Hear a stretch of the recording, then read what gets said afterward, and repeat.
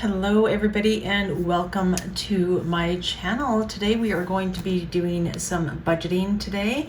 So I'm going to be budgeting my paycheck. As you guys know, I am a full-time YouTuber and now an Etsy shop owner. So I do pay myself every 2 weeks, and then my husband gets paid every 2 weeks as well, and that is how I'm able to budget weekly.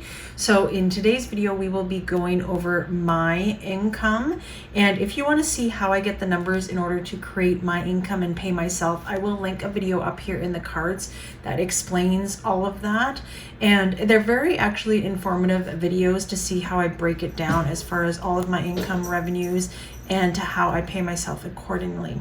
So in today's video, we are going to be going over my income. So that is the only income that we have this week, and that is $700. So we are starting with $700. And if you are new here, you may notice that I don't have any bills section. So we actually became debt-free recently. And also we don't have any bills that we pay on a weekly basis. Okay, so we do have a guaranteed income that happens at the end of every month. So all of my bills I have changed in order to come out on the first of every month. So that is one thing that you won't see with my weekly budgets, but also for those that are new, I will link a video up in the card that explains why we do not pay bills or stuff bills on a weekly basis, and that goes into detail on exactly why we don't. So everything that we do for our paychecks, including my husband's paychecks, is we have our sinking funds that we can fill with those, and savings challenge, as well as our cash envelopes, which I always carry with me, and that is what we budget for every week. So it doesn't matter what you make, how little, how much, you still need to have a budget, and I thoroughly will stand by that. So first of all, let me quickly write down my sinking funds categories here, and then we will fill in each denomination of what we will be adding to each envelope.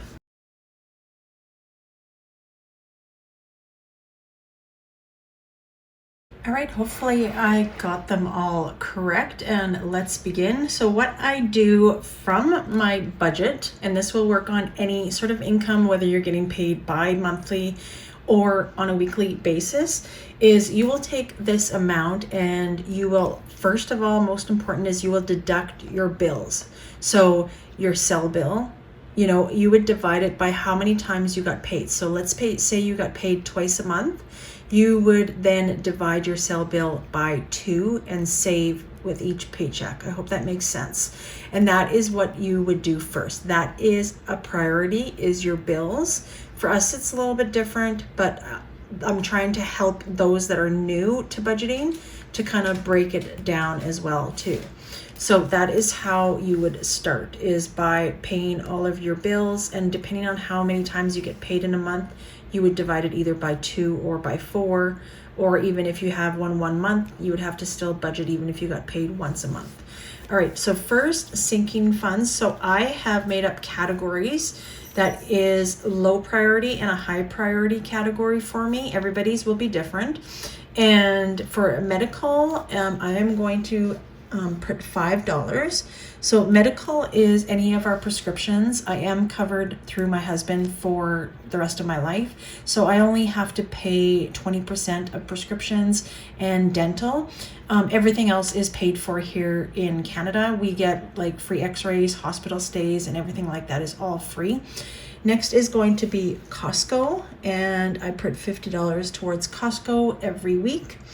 Same with renos. Renos is an ongoing thing for our house because we do have a few things that we need to fix around the house, and fortunately my husband can do all those things, but it still costs money.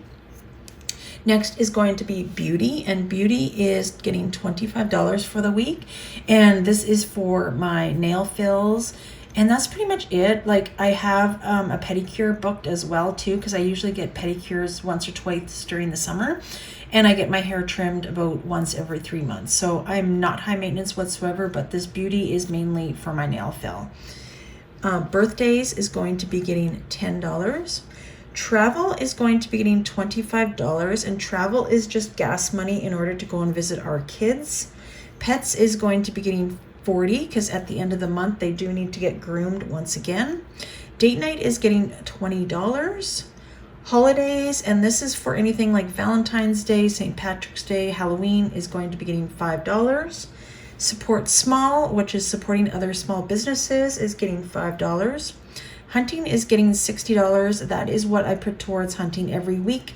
Hunting is expensive, and I like to allocate $60 right now. We are kind of going aggressively because we had to wait for a little while before we found out that we could go hunting because of my husband's surgery. But now we have a green light in order to go hunting this fall. Anniversary is getting $5. Myself, I am getting $10. Taxes is getting $10, and this is just to get our taxes prepared.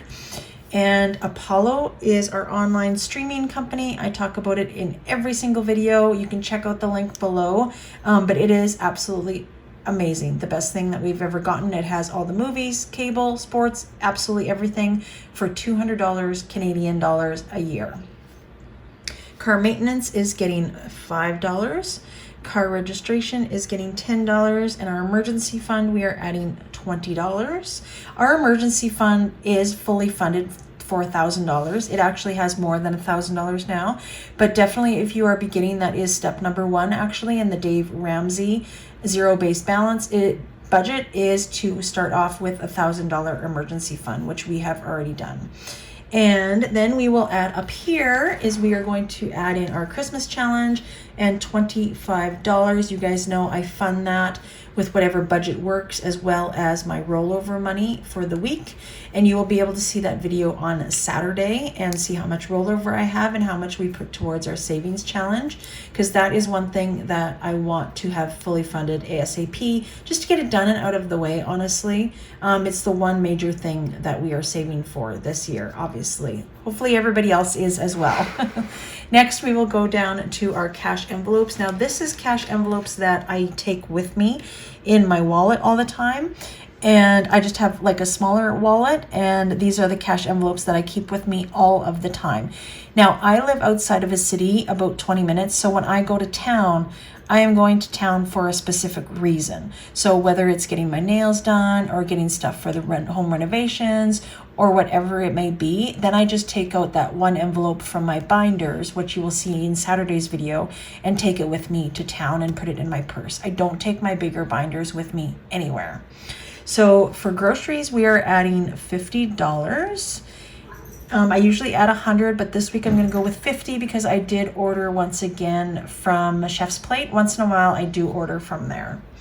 Gas is getting its regular 60, and personal and eating out is getting its regular 10. So let's add all of these up and we will get the amount, and then same with the cash envelopes, and obviously our savings challenge is going to be $25. All right, so all of those numbers are tallied, and as you can see, we have $130 left over from this pay. So what I have been doing is I've been leaving this money in my account as of right now, because I do want to start some savings challenges, which I think I might start in August, but I've just been really kind of concentrating on the budget. A lot of things have changed for us as far as becoming debt-free and figuring out all of our budgets. And I kind of want to just keep this rollover money up until August when I start really pushing into the savings challenges. So I am just going to leave that in my account. Normally it is a zero-based budget and every dollar has a place, but you know what? This dollar will have a place once August comes, and I am going to be saving for some vacations with all of the leftover money that we have from the weekly budgets. All right, next what we do is we figure out what denominations that we will need. So I'm quickly going to write this out, and then I will show you how I figure out all of my denominations in order to go to the bank and get all of my money.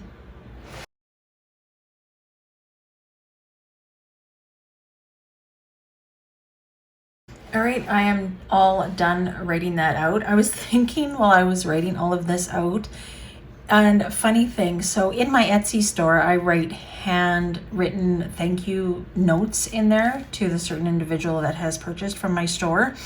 And I started with handwriting my message.